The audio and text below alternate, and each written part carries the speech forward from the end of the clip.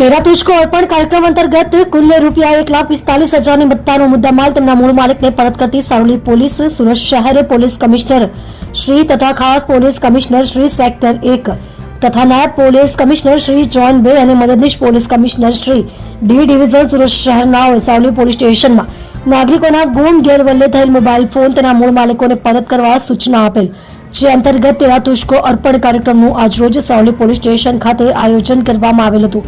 જે કાર્યક્રમમાં Saroli police station દ્વારા લોકોના ગુમ ગેરવલ્લે થયેલ મોબાઈલ ફોન નંગ 10 જેની કિંમત રૂપિયા 1,45,000ની મત્તાનો મુદ્દામાલ અરજદારો મૂળ માલિકોને પરત કરી પ્રશંસનીય કામગીરી કરવામાં આવેલ છે.